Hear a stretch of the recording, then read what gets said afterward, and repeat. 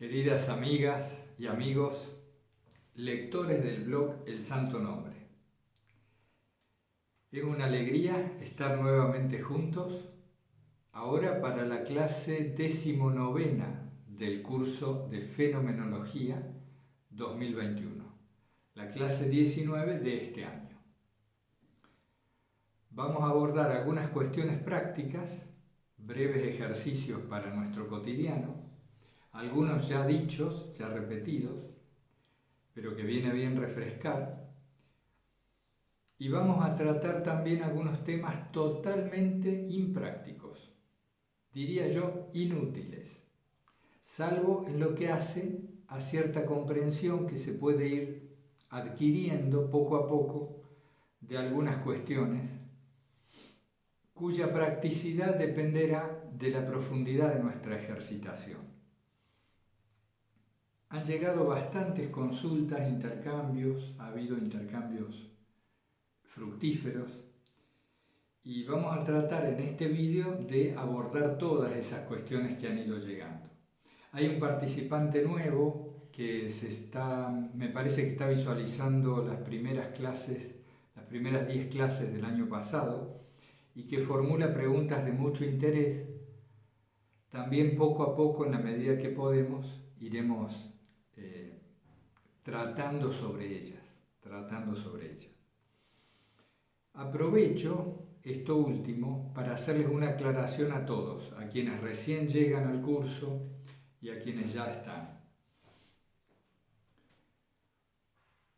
Este curso no se basa en la fenomenología de tal o cual autor, ni entendemos que la fenomenología sea aquella que tal filósofo, tal pensador, tal estudioso ha proclamado como tal, sino que, dicho de entre casa, esto es una fenomenología casera que hemos hecho reuniendo aportes que ustedes pueden ver, si tienen el tiempo y el interés, en la bibliografía que figura al principio del curso, bibliografía que deberé hacer aún más nutrida. Tengo que agregar, todavía me faltan agregar 3 o 4 textos y autores en los cuales también suelo fundamentarme para las clases, para los vídeos. Pero esto es una ensalada. A mí se me transmitió un cierto conocimiento que yo ahora a su vez transmito, y luego de tener ese conocimiento pudimos rastrear los orígenes del mismo viendo esto que consta en la lista, en la bibliografía. Pero este curso dista mucho de un curso académico, absolutamente. No pasaríamos ningún examen académico. Es algo que hemos ido viviendo, hemos ido poniendo en práctica y que, como les decía, se nos ha transmitido en la intimidad de la relación maestro-discípulo y no en un aula, ¿no? Así que es importante porque por ahí participa del curso o accede a estos vídeos alguien que tiene un doctorado en filosofía o en alguna materia afín, y claro, se va a encontrar con que nosotros no somos académicos. No, yo nunca me recibí en la universidad, apenas he terminado lo que en España le llaman el instituto, aquí en Argentina, así que esa aclaración creo que vale por si alguien dice, no, bueno, pero esto no dijo tal autor, esto no dijo tal otro. No. Esto es una mezcla, una ensalada que hemos hecho con la mejor intención, basándonos en nuestra práctica cotidiana de la atención a los fenómenos que se nos aparecen en el campo de representación o en el espacio de conciencia, mirando nuestro propio psiquismo, y en base a eso vamos estructurando lo que aquí planteamos. Bien, vamos al punto. Vamos a empezar con algunas de estas cuestiones prácticas para sintetizarlas luego al final del vídeo Y en el medio hacemos todo este otro desarrollo un tanto más impráctico. El cansancio y la atención. El cansancio y la atención. Uno se cansa más cuanto menos atiende. Lo que más energía nos disgrega, nos provoca gasto de energía, es la divagación mental. Si ustedes caminan 30 kilómetros, estando atentos a sí mismos, a lo percibido, en el mejor nivel de conciencia posible, al final de esos 30 o 50 kilómetros, van a tener un cansancio físico que se vive como gustoso. Estoy muy cansado físicamente, pero qué bien me siento. Así se vive cuando uno ejercita el cuerpo o cuando uno realiza las actividades cotidianas en un buen nivel de conciencia, en una vigilia atenta por lo menos, una buena parte en conciencia de sí, que incluso esto nos lleva a tener vislumbres de otro estado de conciencia con alguna frecuencia, no mucha, pero con alguna frecuencia uno percibe las cosas de otro modo. Y esto es muy descansado. Esto recarga las baterías. Y uno puede acceder a la diferencia clara, a la tan notable diferencia entre cansancio del físico y el otro cansancio que es una especie de fatiga mental, hasta moral, donde uno termina por el suelo, ¿no? Hecho un trapo, se suele decir. La divagación mental, ¿qué es lo que hace? Nos disgrega. Imaginen que ustedes empiezan el día bien estructurados, con una forma, y mientras más divagamos, se nos va disgregando, ¿no? Es como si nos sacaran pedazos, y así quedamos destruidos. Entonces, atención y cantidad de energía están directamente relacionadas. El nivel atencional. Y no solo eso, como lo hemos visto en otras clases, mientras más atención tenemos, más energía se carga. Y me parece que soy capaz de desplegar una actividad impensada antes. Duermo menos, sí, tengo menos necesidad de dormir. Como menos, sí, tengo menos necesidad de comer. ¿Y por qué ocurre esto? Porque la atención alimenta al cuerpo y a la mente. No solo de pan vive el hombre, efectivamente. También vive de atención y de la gracia que esa atención recoge. Es como si la atención fuera un recipiente, y mientras más atentos, más grande el recipiente. Y entonces allí queda esa agua nutricia, esa agua salvífica, que quienes somos creyentes o religiosos le llamamos la gracia de Dios, que es en realidad el verdadero nutriente del cuerpo y de la mente. Eso era referido al tema del cansancio, que a veces que nos comentaban en una consulta. Bueno, la no reacción. La no reacción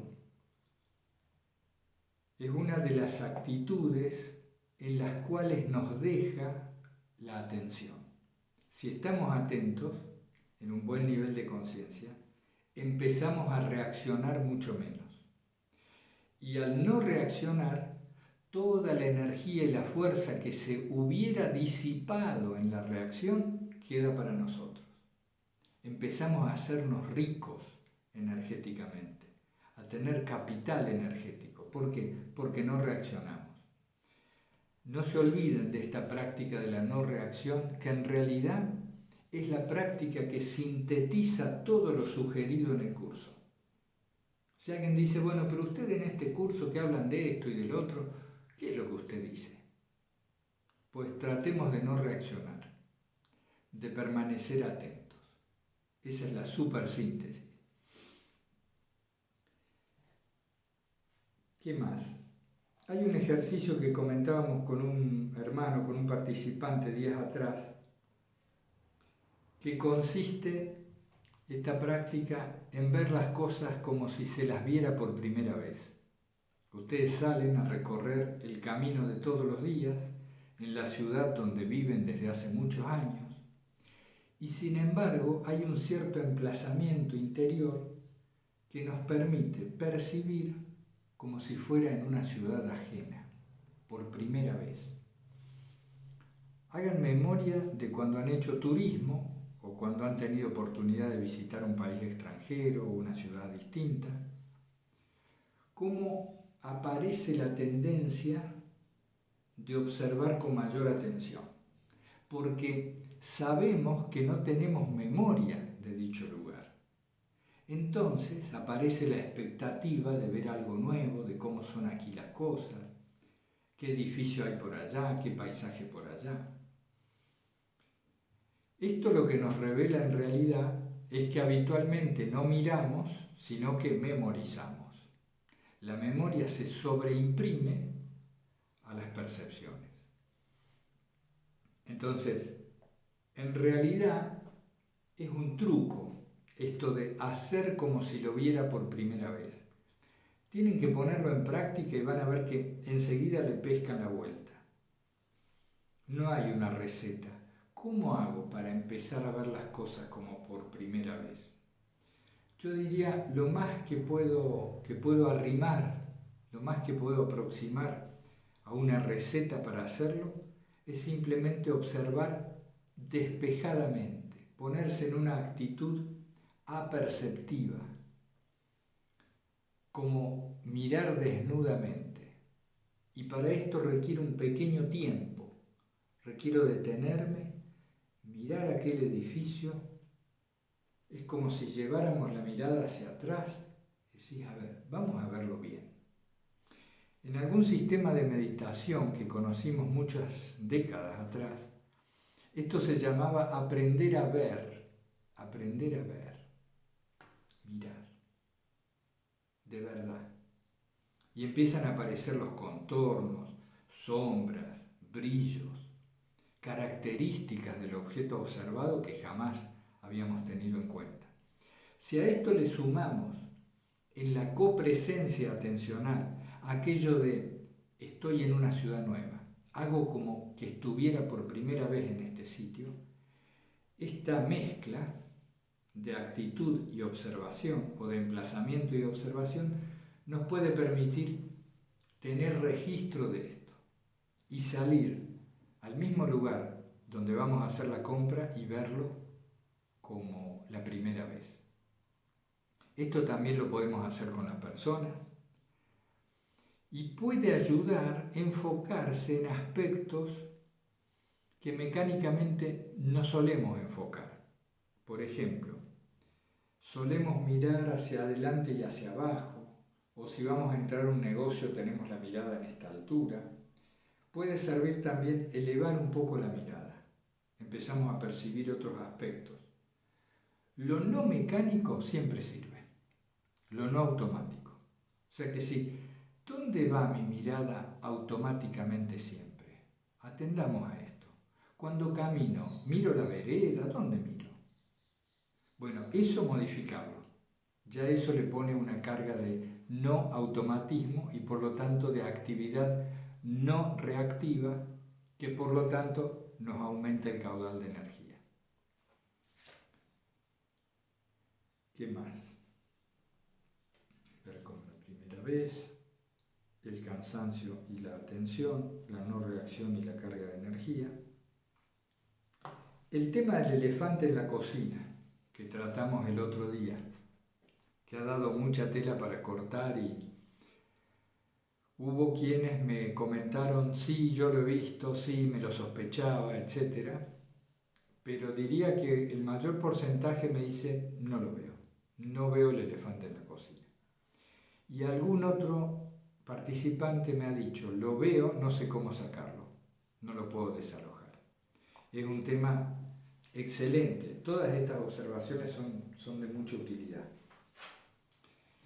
El elefante en la cocina viene a ser para cada uno de nosotros, yo anoté acá 3 ejemplos, el desván, el tronco en el patio y el lunar del abuelo.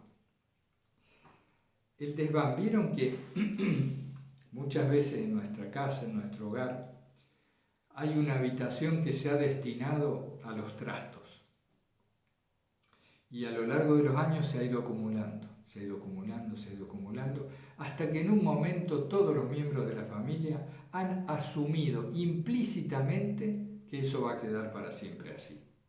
Ya es como la resignación. Pues bien, ¿quién lo va a limpiar a eso? Pues nadie. Y la puerta se cierra y ahí quedan las cosas. Bueno, el elefante en la cocina es una característica de la personalidad que es un poco como este desván. Pero cuando uno toma fuerza, ¿no? Se decide, le dice a alguien más de la familia, le pide ayuda, un domingo a la mañana bien temprano, un cafecito que nos da fuerza y decir, vamos a limpiarla, vamos a limpiarla, vamos a limpiar esa habitación, y no hay vuelta. Y lleva un esfuerzo, lleva horas, pero después la casa se ha ampliado enormemente, hay una habitación más. Y hemos sacado un montón de cosas y hasta se descubre algún cuadro, algún pequeño mueble, alguna joya, como decíamos en otra clase, que puede ser de utilidad. Ir a esas zonas de nosotros mismos siempre ocultas, siempre dejadas para luego, postergada la transformación. Por eso es importante encontrar esto que llamábamos el elefante en la cocina. ¿Cuál es? O si lo enfocáramos como que el espacio interno, el espacio de representación está hecho de muchas moradas, como dice Santa Teresa. En este enorme espacio interior tengo una habitación sellada, llena de trastos. ¿Cuál es? Ir abordándolo por ahí. Otro aspecto, decía yo, ¿vieron que en el patio muchas veces ha quedado un tronco grande de un árbol que se ha cortado? Y realmente molesta, molesta. Bueno, es otro ejemplo que usábamos. Sacar eso que está tan metido ahí en nuestra vida. Y como es tan habitual, ya no le damos importancia. Y otro ejemplo, todo esto de dar ejemplos que ustedes dicen, pero ¿para qué? Si ya está, ya se entendió el tema.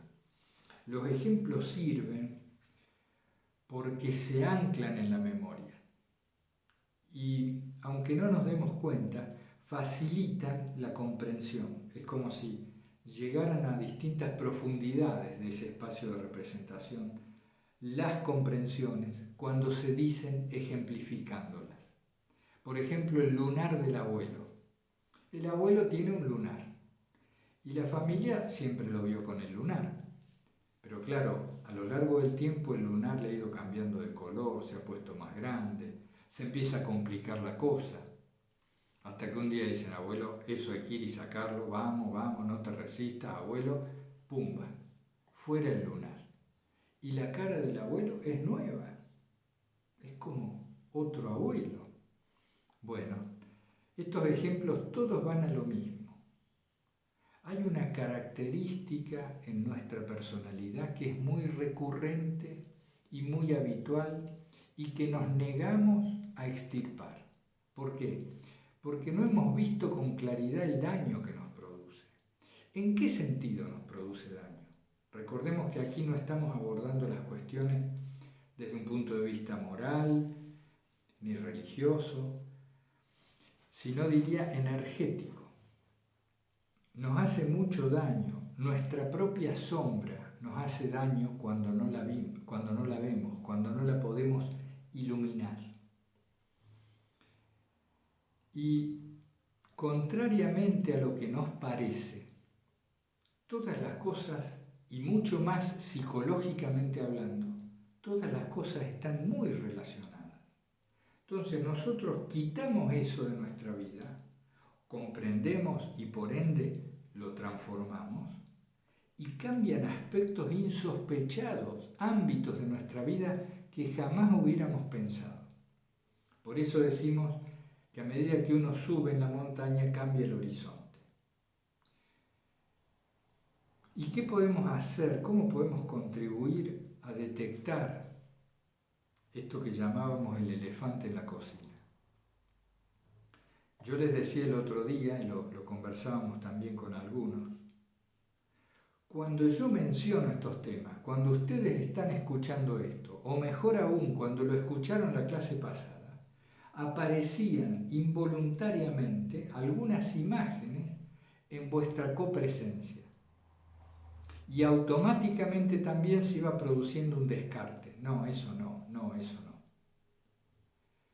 Y ahora que hemos vuelto a tratar el tema, vuelto a mencionarlo, nuevamente, sin ninguna voluntad de vuestra parte aparece cierta alternativa. ¿Será eso mi elefante en la cocina? No. ¿Será esto otro? No. Hay un indicador claro. Si me irrita esto que ha aparecido como opción, si se me produce una especie de revulsión, ¿no? Es como una ira, como que la personalidad se revuelve. No quisiera que fuera eso, no quiero cambiar eso. En realidad justifico eso. Ahí va, ahí está, ahí lo tienes, no le des más vueltas. Ese es, o al menos ese es uno de los elefantes. Puede haber más de uno. Entonces, con mucha amabilidad hacia nosotros mismos, con cariño, con buen trato, sin mortificación alguna, empezar a quitar la tierra de alrededor de este árbol para que la raíz quede expuesta. Y al quedar expuesta, es decir, puesta fuera, vamos a comprender por qué y para qué este mecanismo se ha anquilosado, permaneció tanto tiempo con nosotros. Porque una función ha cumplido, una función defensiva en la mayor parte de los casos. Cumplió una tarea muy precisa en la economía del psiquismo y del organismo cuerpo-mente durante décadas a lo mejor. Pues bien, está perfecto. Agradecerle al mecanismo su tarea y ahora abrirnos a nuevos aires. Ya basta. Ya basta. ¿Por qué? Porque es un mecanismo, porque es un automatismo y porque si yo estuviera consciente no haría las cosas de ese modo. Fíjense esto último. Si estoy consciente y atento no haría las cosas como las hace el elefante. Y esto puede abarcar todo tipo de aspectos. Somos muy distintos y a la vez muy semejantes. Así que bueno, lo vamos charlando. No me quiero extender más. Ahí está ese tema. Bueno, interrumpo acá y pasamos a otra parte. Bueno, vamos a algunos temas menos prácticos, casi nada prácticos, pero que pueden ser útiles, al menos para mí lo han sido, en cuanto nos van llevando a una cierta comprensión de algunas cuestiones que uno se queda maravillado del tiempo que ha pasado viviendo sin advertir estas cosas. Por lo tanto, todo lo que sea darse cuenta siempre es útil, de un modo o de otro. Esto va un poco en respuesta a un nuevo participante que planteaba cuestiones muy interesantes respecto de la percepción y de la representación. Entonces, como él lo encaraba desde una cierta profundidad, nosotros respondemos tratando de adecuarnos a esa profundidad en la medida de lo posible y vamos poco a poco aproximándonos a algún tipo de comprensión. Pero empecemos por lo importante. Hay algo a lo que llamamos o llamo actitud fenomenológica. La actitud fenomenológica, según nuestro modo de ver, implica una sola certeza. No puedo conocer la verdad en sí misma. No puedo conocer la verdad en sí misma. Puedo aproximarme a lo mejor a una verdad que supuestamente existe independientemente de mi percepción de ella y de la organización que de ella haga. Puede ser. El fenomenólogo es aquel que siempre hace la salvedad del aparecer. Así se me aparecen las cosas. Así se estructuran en mí pareciera. El fenomenólogo es alguien que siempre está condicionalmente hablando, ¿no? Parecería, podría ser, quizás, etc. Asume que no conoce la verdad, asume el solo sé que no sé nada, y con eso bien aceptado e integrado, vamos avanzando en la búsqueda de una verdad. ¿Qué quiere decir que busco una verdad, aunque sé que nunca podré acceder, o me sospecho que nunca podré acceder a la verdad en sí, si es que ésta existe? ¿Cuál es el sentido de esto? Bueno, hacer lo mejor posible. Uno se encuentra en la vida, esto nos ha sido dado, me encuentro en una existencia y la abordo con lo mejor que tengo. Y la honestidad y la verdad interna me llevan a observar los fenómenos que van apareciendo y a tratar de establecer relaciones entre ellos. Y aquí el tema. ¿Cómo es eso de que la percepción en realidad podría llegar a ser una representación? Una cosa es la percepción y otra la representación. Sí, así lo percibimos, así lo vivimos, así se nos da en el cotidiano, sin ninguna duda. Diferenciamos claramente percepción de representación. Aquello es un móvil, un celular, eso es un teléfono, que se me presenta fuera de mí y le llamo percepción, percibo el teléfono. Y otra cosa es el teléfono que represento aquí. Con los ojos cerrados, el teléfono aparece no tan nítidamente como cuando lo percibo, pero aparece. Y a eso le llamamos representación. Pero resulta, y está muy bien a los fines prácticos, está perfecto manejarse así, no hay que hacerse vueltas con eso. Pero resulta que cuando empezamos a indagar un poco en este fenómeno de la percepción, nos damos cuenta que la percepción nunca puede darse fuera de mí, porque la percepción se da en mí. A nosotros se nos enseñó que entra la luz, por ejemplo, la percepción visual, entra la luz, se invierte y aparece en el cerebro. ¿Se acuerdan el dibujito aquel que nos hacían en la primaria? Bueno, no me acuerdo en qué año. Y entonces la casita aparecía invertida, ¿no? Allá adentro. Aún desde ese esquema simple, la casa la veo siempre en mí. ¿Cómo podría uno percibir fuera de sí, siendo que los aparatos de percepción están en sí? Ese es un aspecto. Por ejemplo, cuando nosotros tenemos sueños oníricos, estamos durmiendo en un nivel de conciencia de sueño y se manifiestan los fenómenos que llamamos oníricos, nosotros vivimos estas películas, estos sueños, como manifestados fuera de nosotros.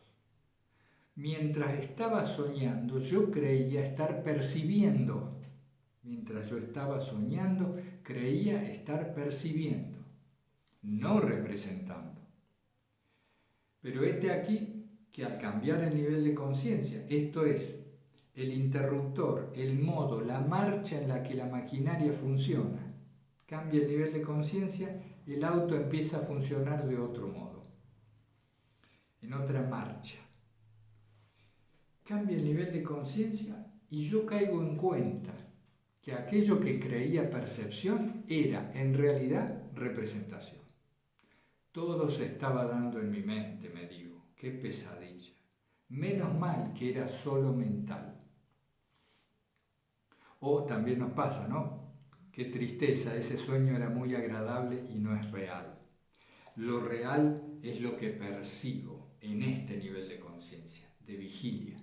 Eso nos decimos, pero eso puede ponerse en duda.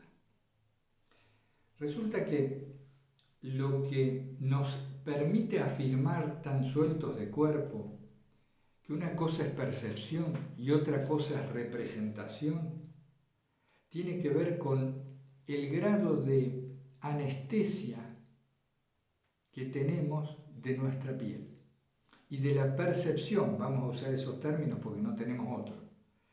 Aunque estamos poniendo en duda la percepción y la representación, tengo que seguir hablando con estos dos términos. La percepción que tengo de la piel para adentro, lo que llamamos intracuerpo, tiene distintos grados. Puedo percibir mucho, por ejemplo en el caso de un dolor, de un ardor o de una conciencia muy internalizada hacia las sensaciones del cuerpo, o puedo tener mucha anestesia de lo que está ocurriendo en él. E incluso, como en el caso de la ingesta de ciertas drogas, o a veces cuando se toma mucho alcohol también, puede pasar que la diferencia, la distancia entre la piel y el medio que llamamos interno y externo no sea tan clara. Y allí sí empieza a producirse, por ejemplo, el fenómeno alucinatorio. Aparece la representación de alguien y se me presenta en el espacio que llamo de percepción y no de representación. No puedo distinguir si es que mi abuelita ha regresado del mundo de los muertos y se me ha puesto ante mí, o si es que en realidad la tengo adentro y la estoy proyectando. Esto que tradicionalmente se le llama alucinación tiene que ver con eso, ¿no? Con la percepción de la piel. Y por eso contábamos en una de las clases esto de la cámara de silencio y cómo si uno se sumergía en un medio acuoso que tuviera la misma temperatura que el cuerpo y el aire estaba lleno de humedad con la misma temperatura y demás, se perdía la noción de los límites del cuerpo y por lo tanto uno se sentía una conciencia expandida sin límites. Y que algunos participantes de estas experiencias salían de esta cámara de supresión sensorial salían diciendo, he visto a Dios. Otro, yo sé quién es Dios, cómo es Dios. O salían en estados místicos bastante profundos, etc. También decíamos que como esto había sido inducido por vía exterior, es decir, por una maquinaria y demás, al poco tiempo esta experiencia, que parecía mística, se diluía con mucha más facilidad que una experiencia mística derivada de una posición espiritual. Pero ya sería irse del tema.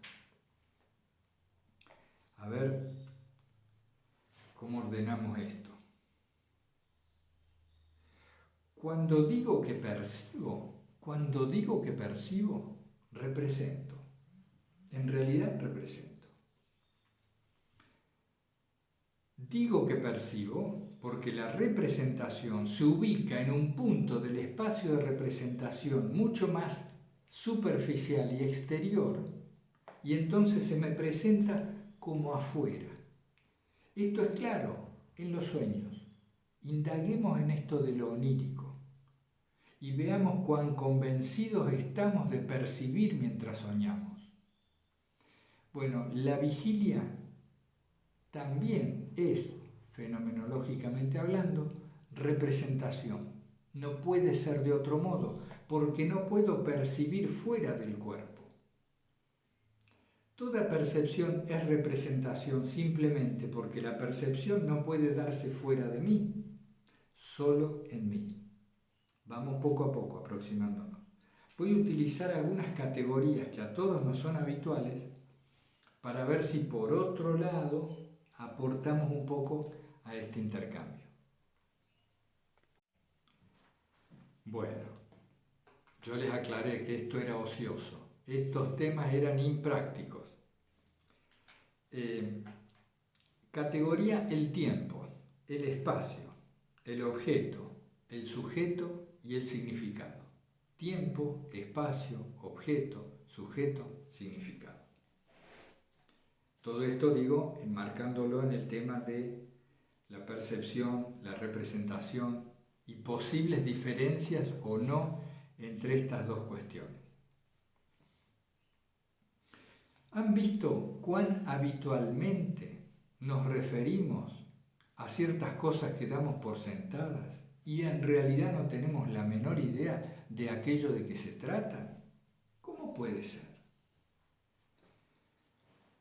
¿Qué es el tiempo? ¿Qué es el tiempo? Formúlense la pregunta y traten de responderla. Si yo les digo, a ver, define el tiempo. Todos vamos a esbozar algún tipo de balbuceo, pero no es cosa fácil definir el tiempo. ¿Qué es el tiempo? Porque no me estoy refiriendo a decir cosas como dicen los diccionarios. El transcurrir, por ejemplo, tiempo, el transcurrir, pero eso no me dice nada. O categoría, bla, bla, bla, bla, no. Y mucha de nuestra ciencia y de nuestra filosofía y demás, cuando digo nuestra me refiero a la cultura, está hecha así, ¿no? De definiciones que apenas bien vistas, apenas se las atiende un poco, uno dice, pero hombre, esto no tiene ninguna seriedad. No puede ser que tal palabra me lleve a otra, y esta a otra, y esta a otra, y finalmente la cuarta me lleve a la primera. Dícese de tal, y vuelvo al principio. No. ¿Qué es el tiempo? ¿Qué es el espacio? Entonces caemos a lo que llamamos el espacio de representación. ¿Qué ocurre? Que no puedo percibir o representar, sino bajo la forma extensa, es decir, tendida hacia afuera. No puedo percibir o representar. No importa de qué sentido ha provenido la percepción o la representación esté ligada, no importa. No puedo sino representarme las cosas en su forma extensión. ¿Por qué? Porque no puedo representarme nada, por ejemplo, que no tenga color. Fíjense esta relación intrínseca entre color y extensión. A ver, represéntate algo, imagínate algo que no tenga color. Pues si no tiene color, se desdibuja totalmente y desaparece. Dejo de poder imaginarlo. Y aun si lo transparento y lo hago un color muy leve, se va a diferenciar de su entorno por algún tipo de matiz, de tonalidad. Entonces caemos a una primera imposibilidad de nuestra forma mental y a un condicionamiento raíz de nuestro espacio de representación. ¿Cuál es? Que no podemos conceptualizar sino bajo la forma extensión. Cuando digo conceptualizar me refiero sonido, imagen visual, recuerdo de un tacto, de una textura, de un sabor, de un aroma y de una palabra. Conceptualizar. A ver, el concepto maleta, valija, bolso. Este concepto está unido a imágenes visuales, a recuerdos táctiles, a aromas y sobre todo siempre me represento un color asociado a la imagen de la valija, de la maleta. Es decir, no puedo hablar de espacio de representación sin advertir que este espacio de representación se me presenta en su forma extensa, es decir, mi espacio interior tiene volumen, tiene profundidad, altura y anchura. Así se me presenta mi volumétrico mundo interno. Y según la ubicación que la imagen adopte en este espacio, yo digo que algo está más cerca, más lejos, más profundo o más superficial, etc. Dejémoslo un poco al costado. ¿Por qué hablo de esto? Pues porque el espacio pareciera ser simplemente el modo en que se me estructuran los contenidos de la existencia, sin considerar si esta existencia es afuera, adentro, dónde, no importa. Las cosas se me presentan bajo la forma espacial, extensiva y coloreada ineludiblemente, al tiempo que se me presentan en un al tiempo, que se me presentan en un tiempo, en un marco temporal.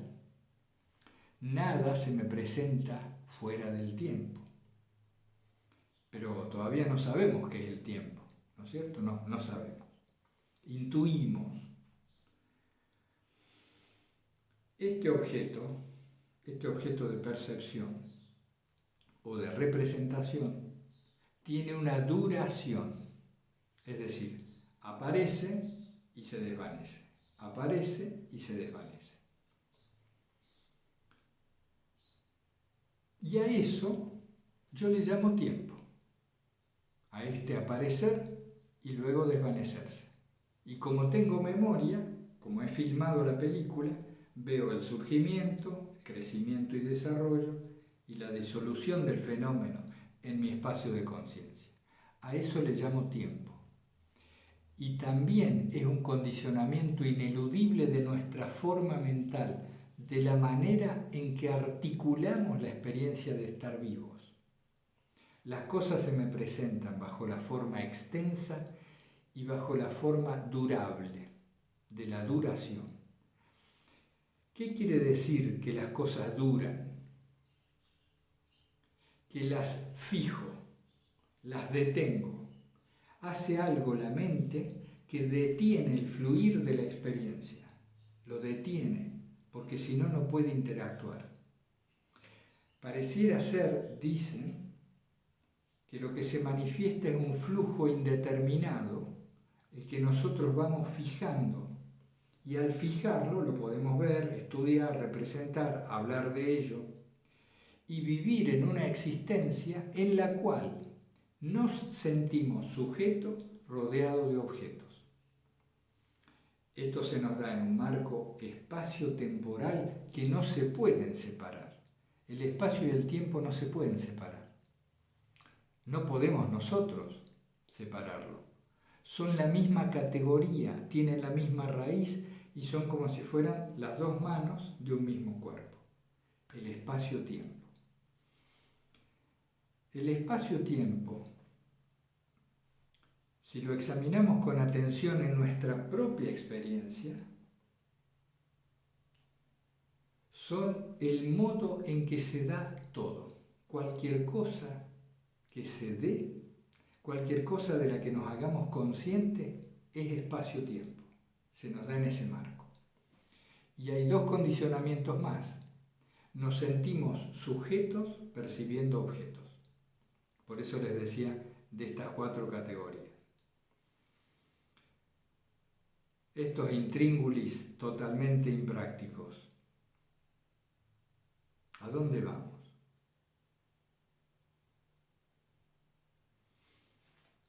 ¿Es posible que la vida se convierta en algo sagrado? Ustedes saben, la mayoría de ustedes, el 80% más de ustedes, participa también en el curso de filocalía. Y por lo tanto, no puedo sino relacionar lo que vamos viendo en uno y en otro curso. Así nació este de fenomenología, para abundar en detalles que no venían del todo a cuento en el curso de filocalía. ¿Es posible que la vida se viva de manera sagrada? ¿Que la vida tenga significado? Es decir, que sea signo de otra cosa. Claro que sí, si no, no haríamos nada de esto. ¿Cómo puede esto ocurrir?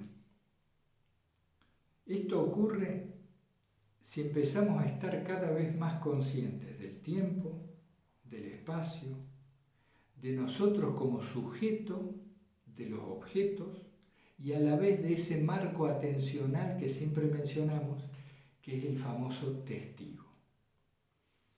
A partir de acá, lo sagrado empieza a hacerse más cierto en nosotros. ¿De qué modo? Esto sería para otro vídeo, ¿no? Y para varios. Pero hagamos el ejercicio uniendo distintas consultas que llegaban. ¿Vieron que uno tiene una especie de ritmo interior? Cada reloj tiene su tic-tac. Las personas tenemos nuestro propio ritmo interior. Y hablamos de que no dispongo de tiempo. No, estoy saturado de actividades, no tengo tiempo. O hablamos también de no tengo espacio, ya no me cabe más nada en la casa, no tengo espacio. Este carecer de tiempo deriva en realidad de los intereses, de aquello que nos ha interesado, y según estos intereses se han producido en nosotros opciones, elecciones. Hemos elegido hacer ciertas cosas y entonces hoy no tenemos tiempo para otras. Vienen otras cosas, otras propuestas y decimos no tenemos tiempo. Si atendemos nos damos cuenta que cuando digo no tengo tiempo, digo no me interesa tanto como para incluirlo dentro de mi cronograma. No me interesa tanto como esto otro. ¿Se dan cuenta? Cuesta asumir esto, porque nosotros le echamos la culpa al tiempo. No tengo tiempo. Bueno, pero es que ¿cómo se diagramó tu agenda? Y en función de elecciones anteriores. Elecciones que se produjeron bastante automáticamente en función de los intereses, de cuáles eran tus prioridades. Entonces, ¿qué ocurre? Después pasa el tiempo, mis intereses se van moviendo, se van modificando y ya no me siento tan identificado con aquellas prioridades, pero mi agenda permanece con la inercia de aquellos propósitos previos. Entonces, ser consciente de esto nos ayuda a reorganizar nuestra vida poco a poco, en función de lo que ahora me parece prioritario. Tengo que ir despejando mi agenda de todo lo que no es importante y centrarme en eso, como lo decíamos también en otra de las clases. Y lo mismo con la cuestión del espacio y los objetos. Despejarme de objetos innecesarios. No te cabe más nada en la habitación o en la casa porque has acopiado muchas cosas. ¿Cuántas de esas te interesan hoy? Y bueno, no sé, tal vez en 10 años me haga falta, no. Hoy en día, ceñirnos a lo necesario nos provoca un tremendo espacio interior. Hay mucha relación entre los espacios en los cuales me muevo y los espacios internos, que llamamos internos. Recuerden esta ligazón, por ahora apenas bocetada o supuesta, esta íntima ligazón entre percepción y representación, entre mundo interno y mundo externo, que en realidad, aunque el fenomenólogo sabe que no sabe, que en realidad se me presenta como una misma cosa, el mundo interno y el mundo externo. Si tengo espacio para mover el cuerpo en el ámbito en donde vivo, si me desplazo por espacios amplios, es muy posible que esto sea una concomitancia de algo que ocurre en mi mundo interno. Y si el ritmo, el tempo, si el ritmo interior es armónico, tranquilo,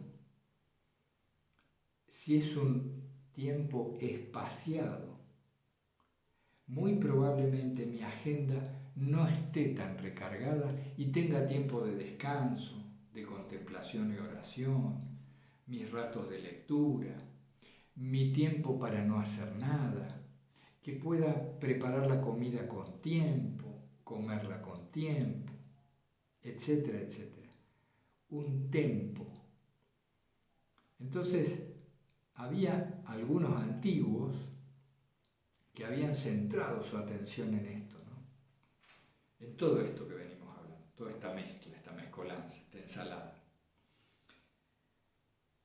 Y habiendo encontrado el tacto el registro de este tempo interno, se preguntaron cómo se podría hacer para adecuar este ritmo al ritmo de Dios, o como llamaba Pitágoras, a lo que era la música de las esferas, como si el cosmos estuviera resonando y irradiando una armonía, un tempo, y uno pudiera percibirlo y adecuarse.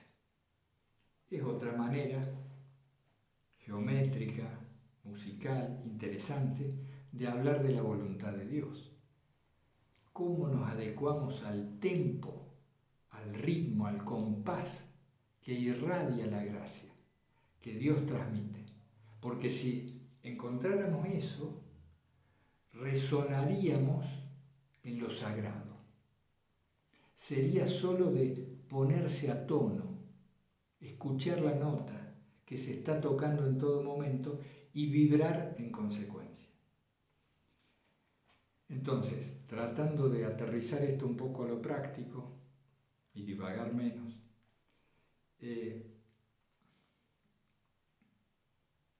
hay una inquietud que todos conocemos, la inquietud, el frenesí, la agitación, la preocupación, distintas manifestaciones cuando hemos perdido el ritmo, cuando nos hemos desvinculado de nuestro propio corazón. Pero hay dos formas de tranquilidad, vamos a decirlo así, dos formas de vivir desde el descanso, ejercitar la gran vacación, que no tiene que ver con permanecer inactivos, sino con hacer las cosas desde cierto lugar y en cierta presencia. ¿Cómo hacemos?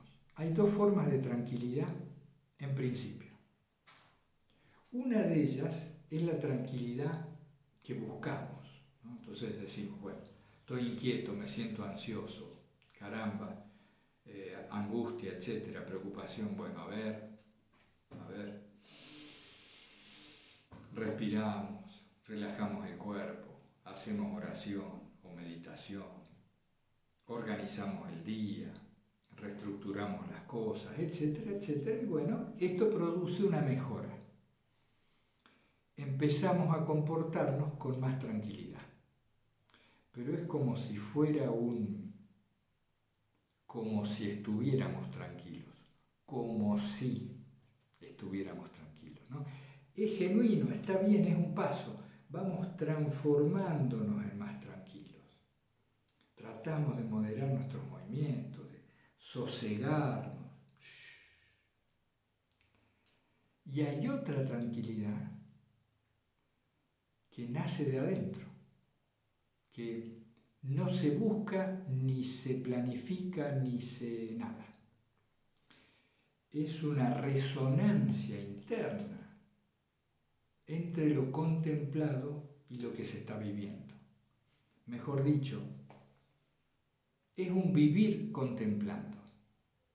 La vida en contemplación tiene un tempo que no es forzado y que no es como si. Y un buen día uno se despierta en ese tempo. Esto, claro, ha venido la gracia, sin duda, ha venido el esfuerzo que uno ha puesto por hacer lo mejor posible, las oraciones, todo. Pero un buen día se siente un slow motion, ¿no? Una cámara lenta nueva que nace de adentro y ha modificado la percepción y la representación o esta ensalada. Se ha modificado el modo en que se mueve el mundo y se modificó el espacio, el modo en que lo percibo. ¿Por qué?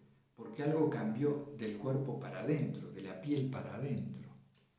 En realidad es una influencia de lo que llamamos en la división tripartita el espíritu, que cuando empieza a tomar la primacía modifica radicalmente incluso esa forma mental condicionante que es raíz, que nos hace ver las cosas en una extensión, con una duración y en términos dualísticos de sujeto y objeto. Si tienen ocasionalmente vislumbres de este tiempo, hay que atenderlo especialmente, hay que agradecerlo y hay que sumergirse con todo el ser en eso, porque eso es la vida. Es algo que está más allá de la representación o de la percepción, que no tiene que ver con el espacio ni tiene que ver con el tiempo. Y a eso, en las diversas culturas y a lo largo de la historia, se le ha llamado lo sagrado, lo santo, lo sacro.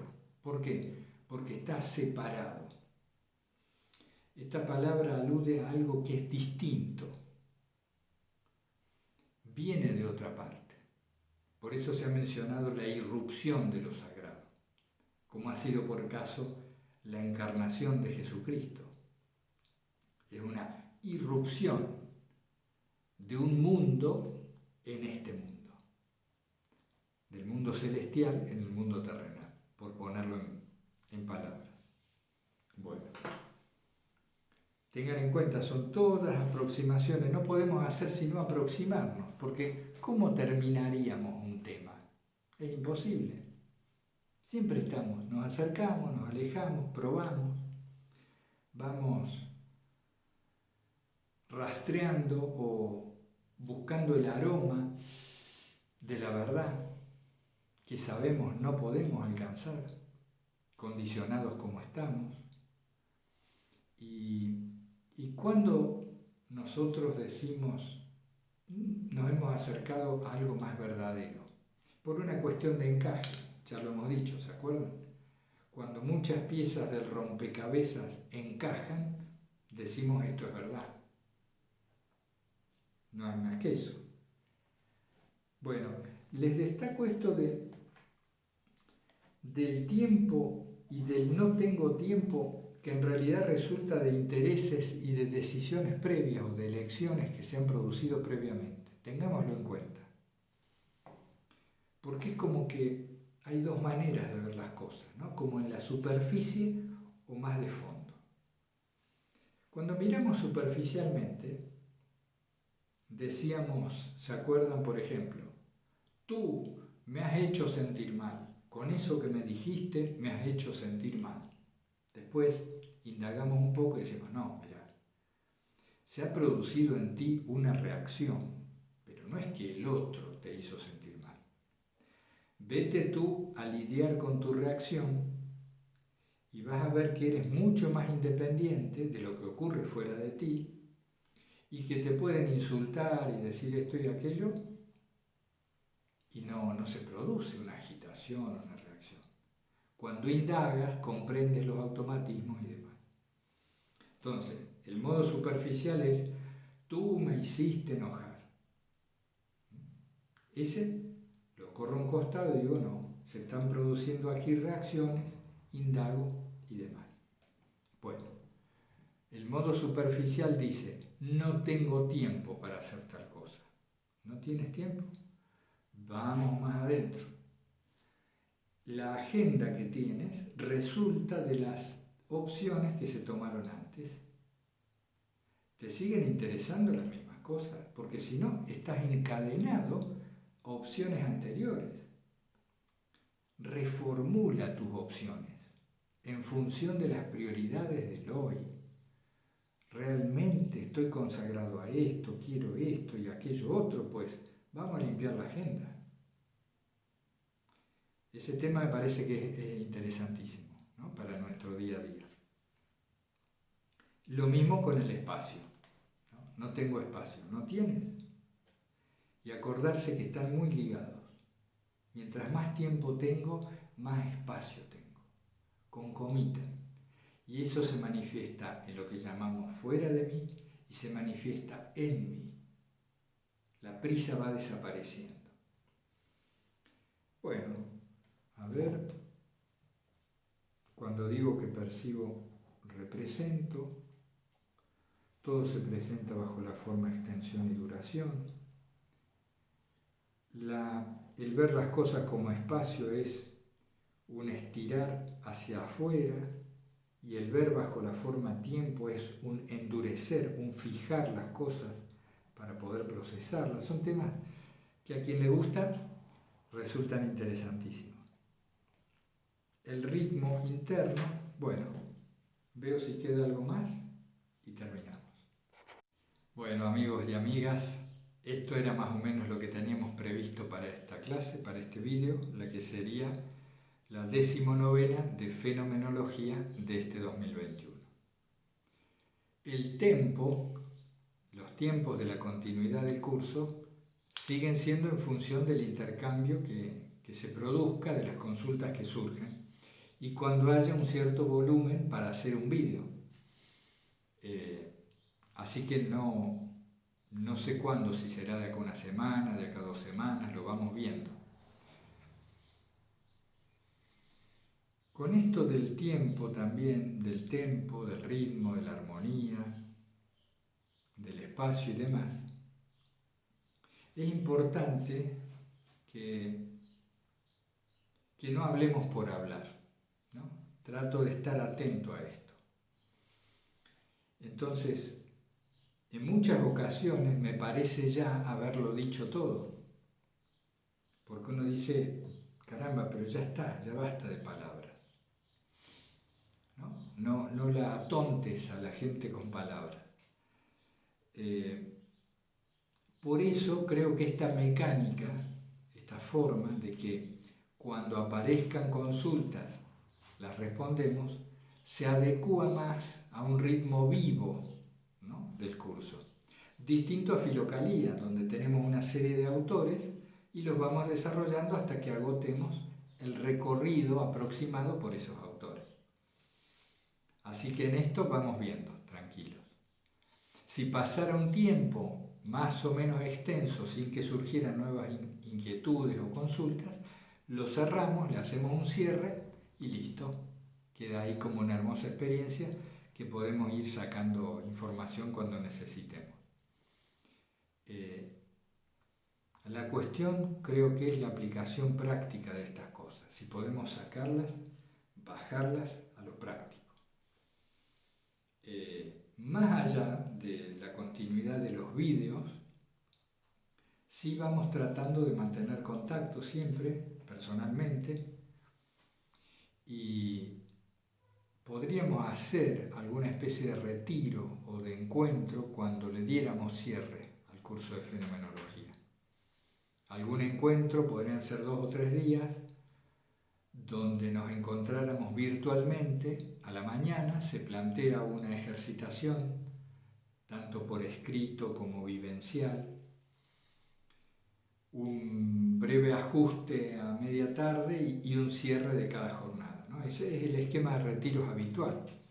Eso podría ser, también lo podríamos hacer, como para que, porque ¿qué ocurre? Muchas veces temas que puestos en soledad a comprender se hacen difíciles al estar con otros en un ámbito de intercambio en vivo, por Zoom, ¿no? Lo podríamos hacer. Eso genera otra dinámica en uno mismo y en los demás. Se genera un ámbito, un ambiente. Esto podría derivar a lo mejor en lo que podemos llamar un grupo de trabajo interior en fenomenología. Pero son simplemente imágenes o ocurrencias que aparecen y que yo les comento a la luz de lo que voy viendo, de lo que voy conversando. Bueno, les mando un abrazo grande y fraterno, invocando el santo nombre de Jesús.